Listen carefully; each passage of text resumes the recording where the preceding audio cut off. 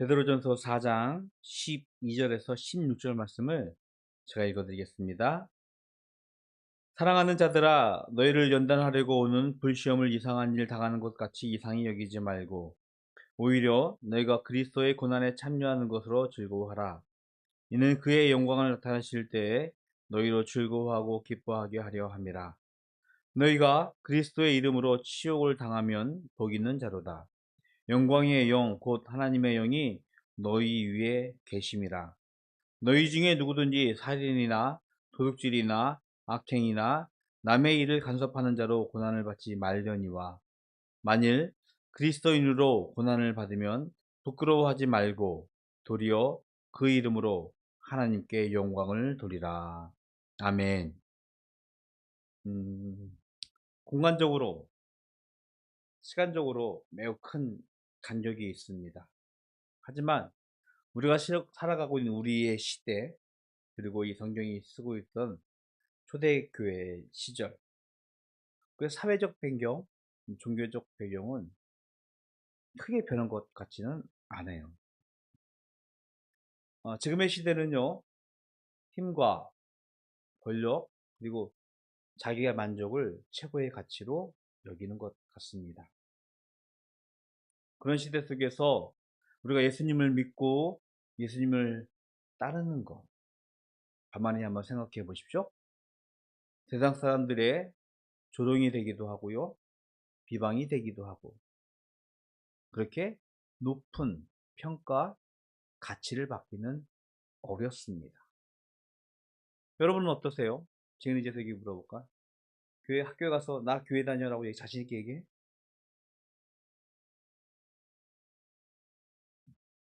사회에서, 뭐 학교에서, 뭐 직장에서 한번 생각해 보십시오. 나 교회 다닙니다. 나 예수님 믿습니다. 자랑스럽게 떳떳하게 이야기하는지. 전 제 직업이 그런지라 어디 가서 목사입니다 라고 소개하는 게 좀 쑥스럽다기보다는 좀 두려워요. 왜냐면 하도 요즘에 목사들이 욕먹을 짓을 많이 받아가지고. 예수 그리스도를 따라 살아간다는 것, 때로는 불편하기도 합니다. 때로는 손해를 감수해야 하기도 합니다. 오해와 조롱 섞인 말을 견뎌야 합니다. 초대교회 역시 우리와 크게 다르지 않았습니다. 예수님을 믿는다는 이유만으로 비난받고 사회적으로 배척당하고 거짓 고발과 법적 위협 속에서 살아가고 있었습니다. 그런데 아주 심각한 것은요, 우리가 살아가고 있는 시대에 예수를 믿고 따르는 삶, 우리가 그리스도인으로 살아가는 삶은 조금 손해와 좀 불편한 일이에요. 그러나 초대교회의 상황은요, 좀 심합니다.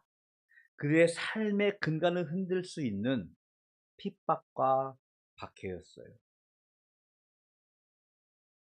예수님을 믿는다는 이유로 실제로 감옥 가게 되어지고, 우리 로마에서 가봤잖아요. 콜로세움.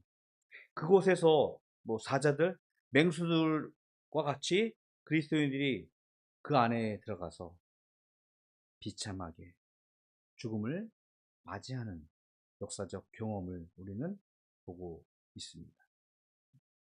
사회적으로 소외되고 비방과 모욕을 당하며 때로는 거짓 제목으로 법적 위협, 그리고 실제적으로 신체적으로 물리적으로 생명의 위협을, 생명을 앗아가는, 삶을 흔들어버리는 위협 속에서 초대교회 그리스도인들은 살아가고 있었습니다.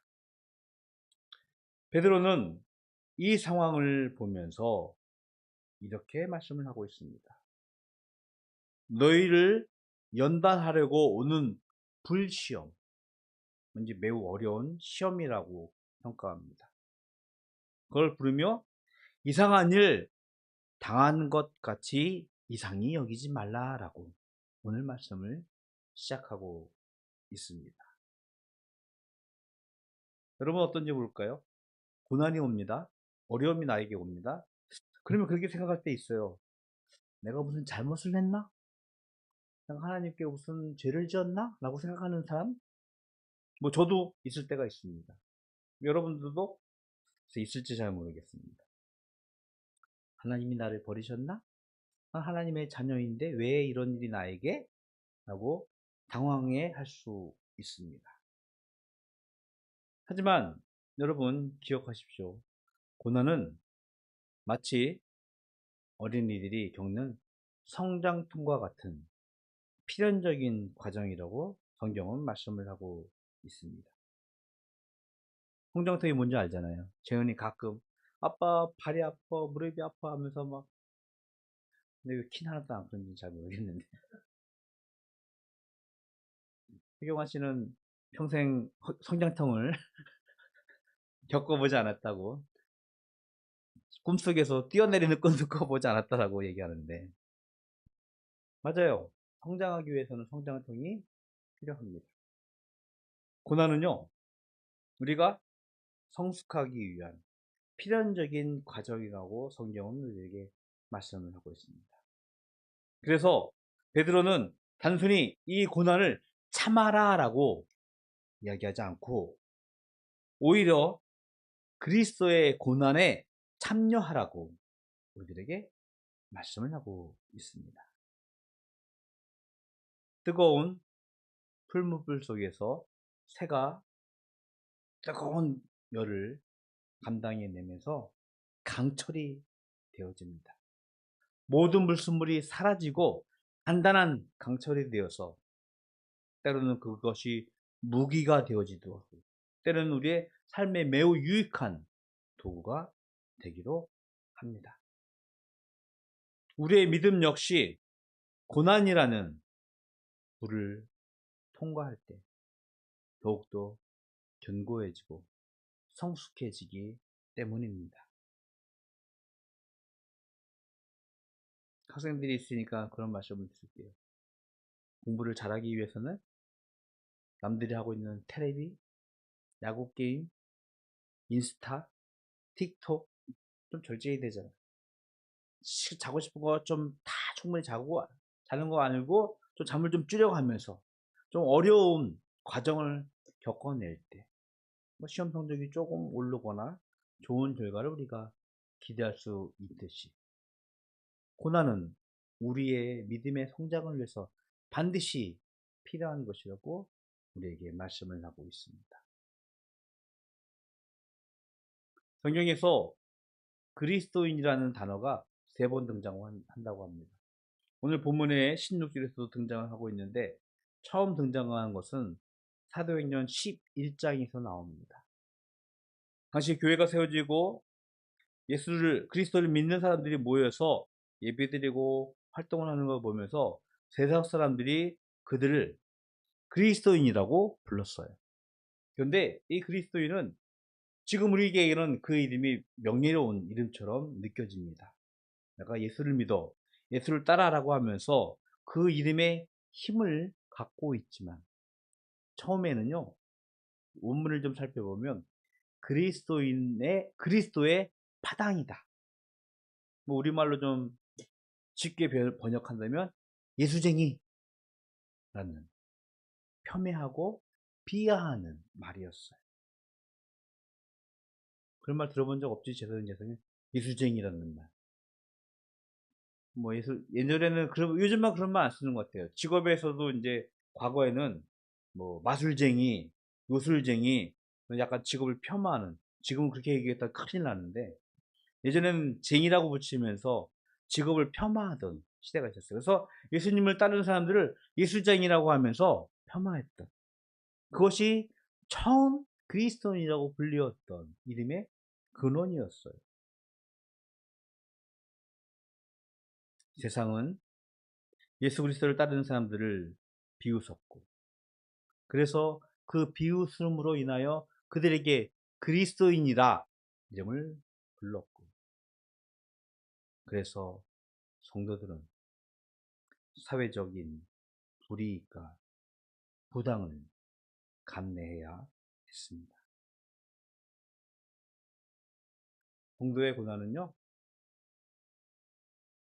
예수 그리스도가 당한 고난과 직접 연결되어 있다는 것을 우리는 기억해야 합니다.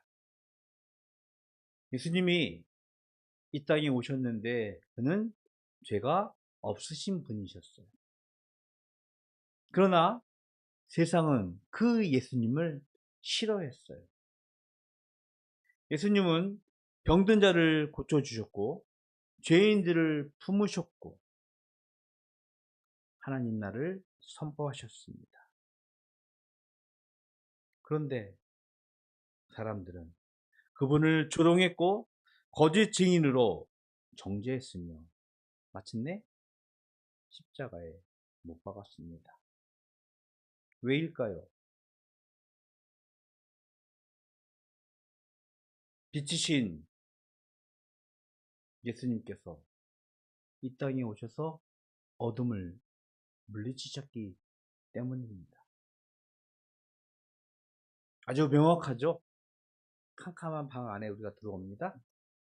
전기 스위치를 딱 켜는 순간, 전기불이 들어오는 순간 어둠은 이내 사라지게 마련입니다. 그런데 그 어둠이 물러나면서 온 세상을 지금까지 통치하고 있었던 어둠이 빛이신 예수님께서 오셨을 때 그냥 순순히 물러났을까요? 그렇지 않았죠. 저항하고 반항하고 어떻게 하면 그 빛을 물리칠까? 빛이신 하나님의 아들, 거룩하신 하나님의 아들이 이 땅에 오셔서 세상의 가치관과 충돌하면서 그는 어쩔 수 없이 큰 고난을 받으며 십자가의 죽음을 감내해야 하셨습니다. 우리가 잊지 말아야 할 것이 하나 있는데요. 예수님은요, 그 고난을 피하지 않으셨다는 것입니다. 말 한마디로 세상을 지으신 능력이 계신 분이셨습니다. 말 한마디로 사탄의 권세를 모두 물리칠 수 있는 능력이 있었습니다.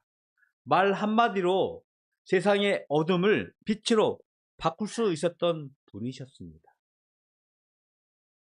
그러나 그는 우리가 지은 죄값을 치르기 위하여 기꺼이 그 죄값인 사망을 자신의 몸으로 감당하셨고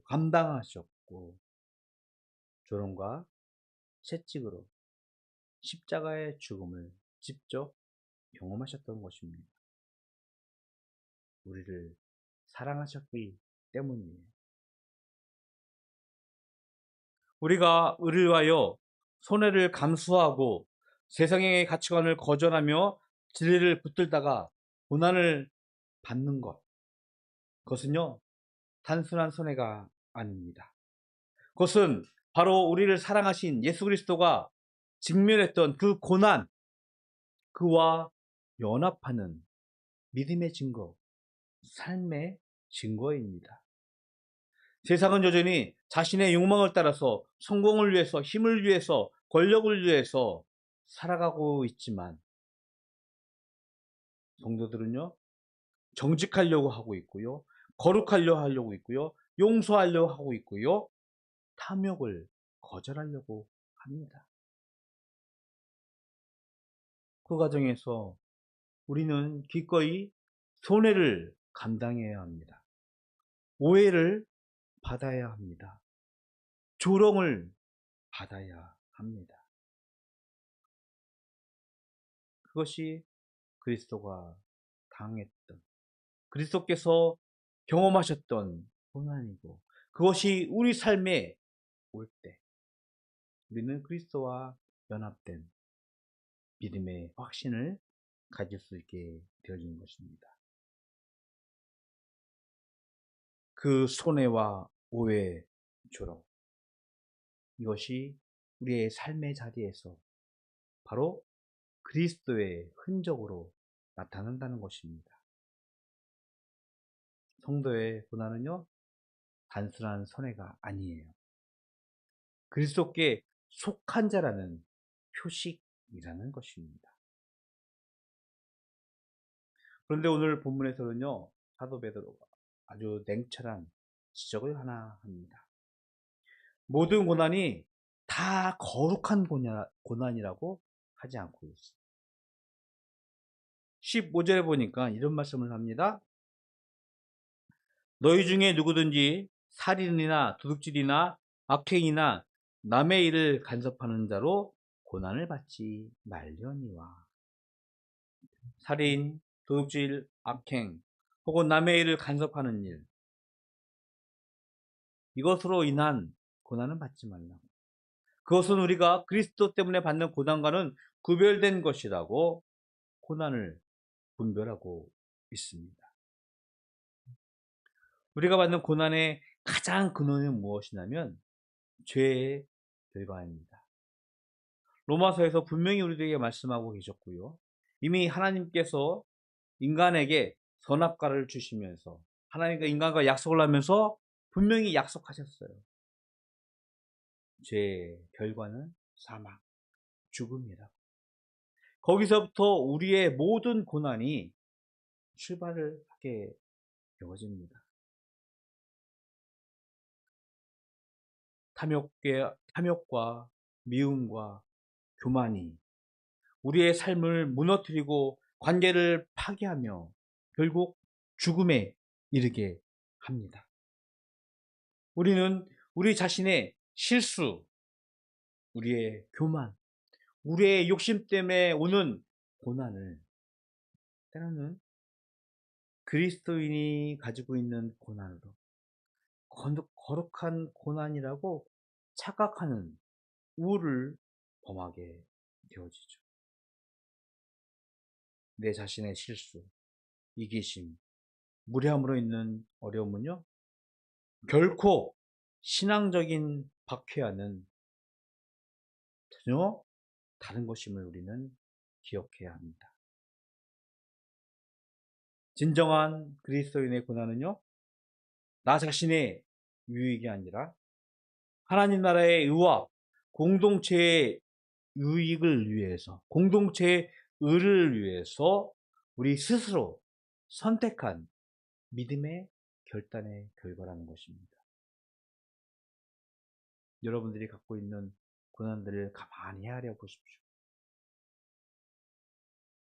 그것은 하나님으로부터 오는 것인지, 내 자신으로부터 오는 것인지, 그것이 분명해질 때 우리는 고난을 맞이하는 우리 삶에 대한 자세를 다시 한번 추스릴 수 있게 될 것입니다. 베드로는 마지막으로 이렇게 위로합니다.